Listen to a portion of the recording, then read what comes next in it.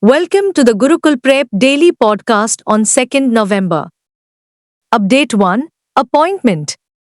Sumathi Dharmawardena named new ICC Anti-Corruption Unit Chair. The International Cricket Council, ICC, has named Sumathi Dharmawardena of Sri Lanka the new independent chairman of its Anti-Corruption Unit, ACU. Dharmawardena succeeded Sir Ronnie Flanagan, who left the role after 14 years in command. Dharmawardena previously worked as the Additional Solicitor General in Sri Lanka's Attorney General's Department, representing the government and the Ministry of Sport on various legal matters. He also has had stints with Interpol and the United Nations Office on Drugs and Crime, investigating sports corruption matters and overseeing prosecutions under the Prevention of Offences Relating to the Sports Act. Update 2. Awards. AIFF clinches AFC President's Recognition Award for Grassroots Football, Silver. The All India Football Federation, AIFF, received the renowned President's Recognition Award for Grassroots Football, Silver, at the AFC Annual Awards in Seoul. Since the previous AFC Annual Awards in Doha last year, when it received the Bronze Award, the AIFF has been granted silver-level membership under the AFC Grassroots Charter. The AIFF has been credited for its strong commitment towards grassroots development and establishing long-term sustainable programs, facilitating regional involvement, and strong partnerships with various stakeholders across the country, the National Federation said in a statement. Update 3. Books. Assam. Young poet Prosenjit Nath of Silchar released the poetry book Yeast of Eden. In a spectacular literary debut, teenage poet Prosenjit Nath of Silchar has issued his first poetry collection, Yeast of Eden. This potential new voice in poetry has already received substantial notice, with the book's blurb written by renowned multilingual poet K. Satchidanandan, a Sahitya Academy awardee and president of the Kerala Sahitya Academy. In his synopsis, he stated that Prosenjit's work in this collection demonstrates his ability to articulate poetry while also reflecting the diverse variety of themes, moods, and emotions the poet explores. Update 4. International. Typhoon Kong-rey unleashes fury on Taiwan with strong winds. Heavy rains and high winds pelted Taiwan as the worst typhoon to strike the island in over 3 decades made landfall along its southeast coast, killing at least one person and wounding dozens more. As per the Joint Typhoon Warning Center, JTWC, Typhoon Kong-rey made landfall in Tating County on 31st October afternoon with winds of up to 200 km per hour, 125 miles per hour, comparable to a Category 3 Atlantic hurricane. At least 2 were killed and more than 500 storm-related injuries were reported, according to Taiwan's Central Emergency Operations Center, CEOC. Update 5. National. 4 replicas of Konark Wheel installed at Rashtrapati Bhavan.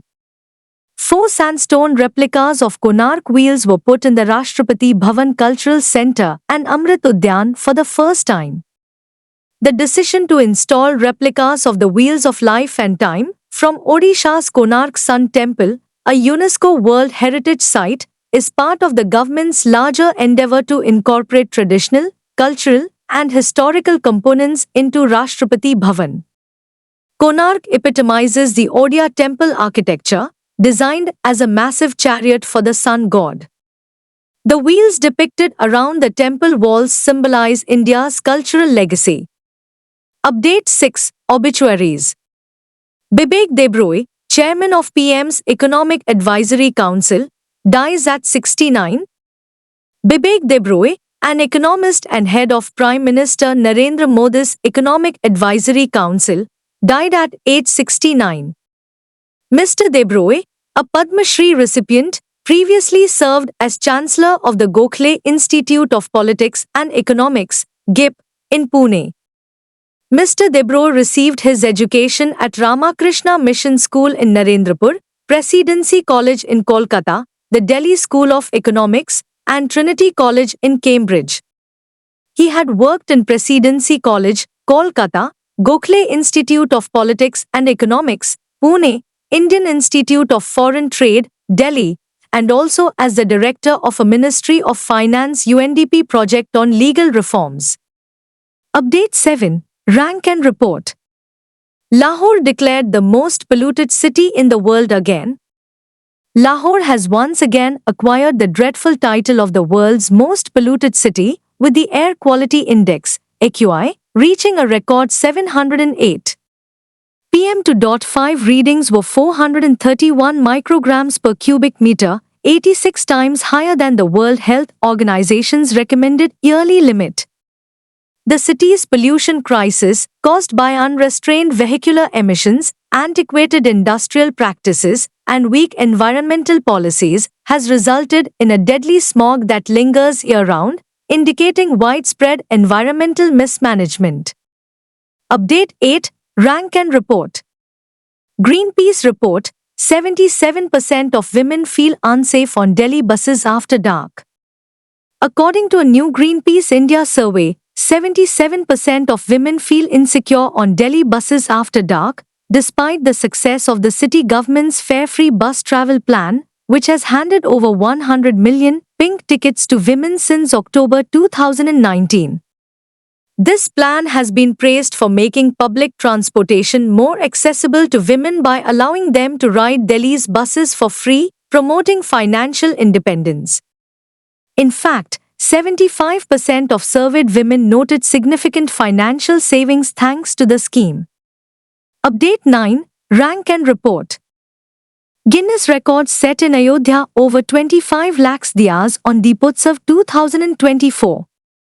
Two Guinness World Records were set for lighting and devotional practices during this year's Diwali celebrations in Ayodhya. Over 25 lakh, 2.5 million, traditional oil lamps, or diyas, were illuminated alongside the river banks, and 1,121 persons performed the Aarti process together, an unprecedented occurrence in the city's annual Deepotsav. The record-breaking events took held on 55 ghats, including the popular Ram Ki Paidi. Drones were deployed to verify the impressive scale of the display, capturing the precise count of lamps along the Saryu River, which serves as a significant landmark in Ayodhya. Update 10. Science and Technology. India's first Make in India C-295 transport aircraft to roll out in September 2026. Prime Minister Narendra Modi and his Spanish counterpart Pedro Sanchez inaugurated India's first private military aircraft manufacturing facility in Vadodara, marking a watershed moment in the country's defense industry environment. The opening marks a significant shift toward increasing self-reliance in military production, consistent with the centre's Make in India strategy. The facility will primarily focus on assembling the Airbus C-295 aircraft, which is set to enhance the capabilities of the Indian Air Force, IAF, while fostering indigenous manufacturing. The facility is expected to become operational by November this year, with the first indigenously manufactured C-295 projected to roll out by September 2026.